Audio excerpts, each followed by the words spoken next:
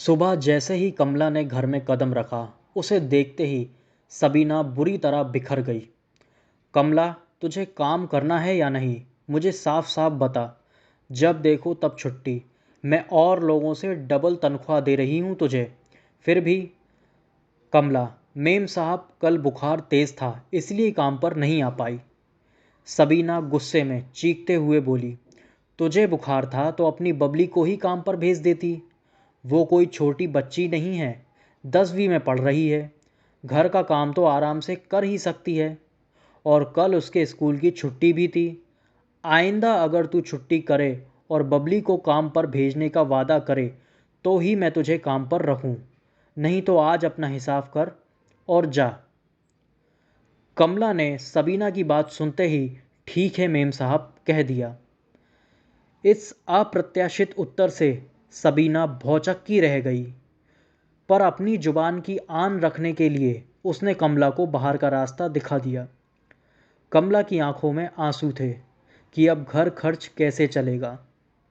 कमला जैसे ही बाहर निकलती है तभी उसे वहीं काम कर रहे माली काका मिलते हैं और कमला से कहते हैं, तूने अपने पैरों पर खुद ही कुल्हाड़ी मारी है, अब रोने से क्या होगा?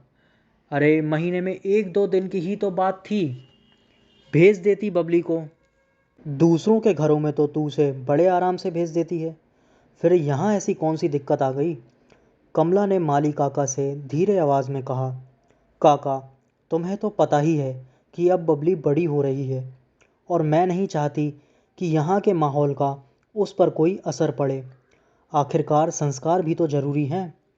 बिना शादी के किसी आदमी के साथ रहना हमारे लिए तो जीते जी मरने के समान है।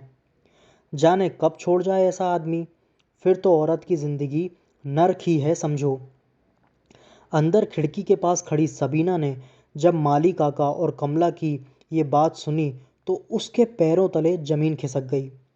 अब उसे ये आलीशान बंगला, गाड़ी, ऐशो आराम, डिग्रियां, नौकरी, सब कुछ कमला के सामने छोटा लग रहा था। महसूस हो रहा था जैसे किसी ने आसमान से सीधे उसे ज़मीन पर लापटका हो। अब सबीना को अपने मम्मी पापा की बातें भी याद आने लगी थीं, जब उन्होंने लिव इन रिलेशनशिप में रहने के विरोध में उससे नाता तोड़ दिया था।